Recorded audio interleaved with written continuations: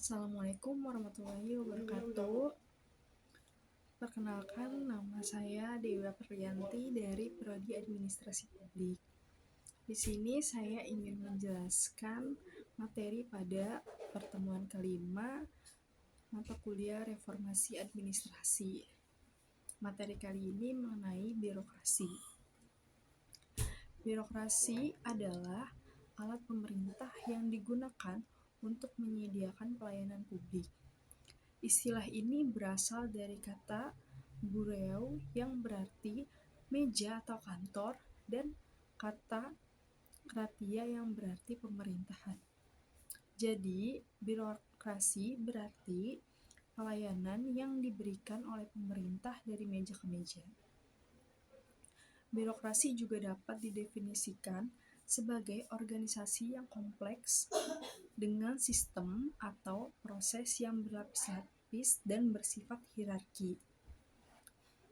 Menurut Weber, birokrasi adalah sebagai salah satu sistem otorita yang ditetapkan secara rasional oleh berbagai peraturan.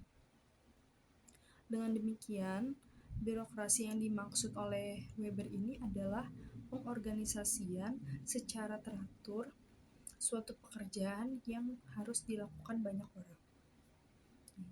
Ciri birokrasi. Menurut Weber, ciri-ciri pokok birokrasi itu yang pertama, ada jabatan administratif yang terorganisasi atau tersusun secara hierarki. Yang kedua, jabatan yang disandang sesuai kompetensinya. Yang ketiga, aparatur pemerintah yang diterima dan ditempatkan dalam bertugas sesuai dengan latar belakang ijazah dan melewati tahap ujian. Yang keempat, aparatur sipil negara menerima penghasilan tetap disesuaikan dengan pangkat serta kedudukannya. Yang kelima, pekerjaan sebagai pegawai pemerintah memiliki batas waktu kerja atau dibatasi masa pensiun. Yang keenam, para pejabat tidak memiliki kantor sendiri. Dan yang ketujuh, para pejabat sebagai subjek untuk mengontrol dan mendisiplinkan.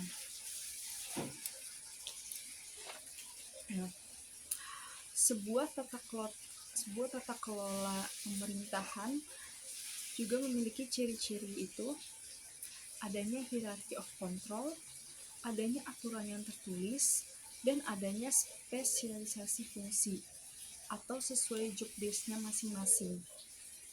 Birokrasi juga memiliki kelebihan dan kekurangan.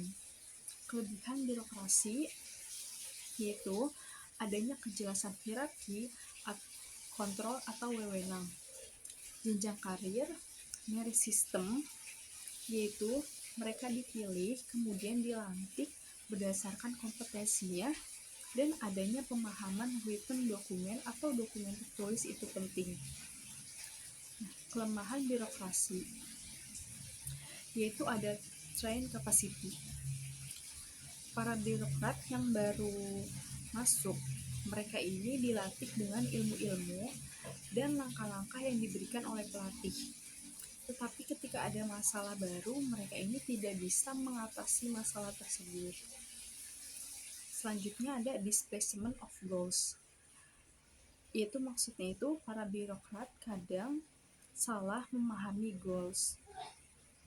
Selanjutnya ada dimensi organisasi. Yang pertama, birokrasi sebagai model atau tipe organisasi. Birokrasi merupakan salah satu model atau tipe organisasi yang digunakan oleh organisasi besar dengan tata kerja yang rumit. Yang kedua, birokrasi sebagai sebuah sistem. Max Weber memandang birokrasi sebagai istilah kolektif, alat kekuasaan, dan alat politik. Birokrasi ini juga dibagi menjadi dua, ada birokrasi klasik dan ada birokrasi perilaku. Birokrasi klasik adalah sistem organisasi yang didasarkan pada dokumentasi tertulis, struktur yang jelas, dan hierarki yang ketat. Birokrasi klasik juga dikarakteristikan oleh adanya 4 pola perilaku birokrasi, yaitu perilaku autokratik, perilaku kustodial, perilaku suportif, dan perilaku kolegial. Sedangkan birokrasi perilaku adalah perilaku yang ditampilkan oleh individu birokrat dalam menjalankan tugas dan fungsi birokrasi. Perilaku birokrasi ini dapat berupa perilaku yang efektif dan efisien dalam memberikan pelayanan kepada masyarakat, serta perilaku yang tidak efektif dan efisien yang dapat menghambat pelayanan. Selanjutnya ada birokrasi sebagai sebuah budaya atau tata nilai. Birokrasi sebagai budaya atau tata nilai berfokus pada perubahan paradigma dan tata kelola pemerintahan untuk menciptakan birokrasi yang lebih profesional, berintegritas, dan mampu melayani publik secara akuntabel. Birokrasi tidak hanya berarti struktur organisasi atau prosedur, tetapi juga budaya dan nilai-nilai yang dianut oleh aparatur negara.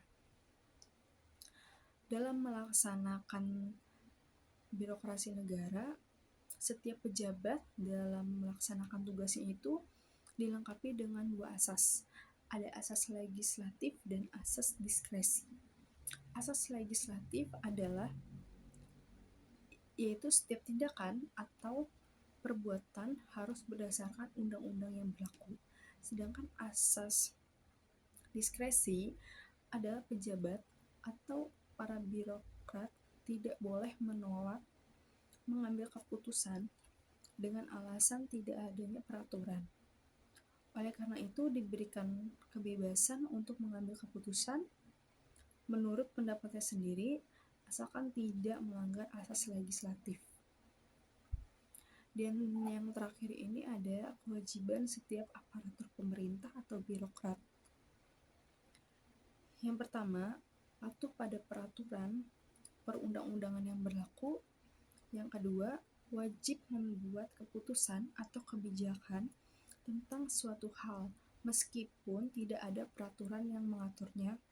Yang ketiga, bekerja sesuai dengan susunan pembagian tugas. Yang keempat, melaksanakan prinsip-prinsip organisasi. Dan yang kelima, melaksanakan asas-asas umum pemerintahan yang baik. Sekian penjelasan materi yang dapat saya berikan, kurang lebihnya mohon maaf. Wassalamualaikum warahmatullahi wabarakatuh.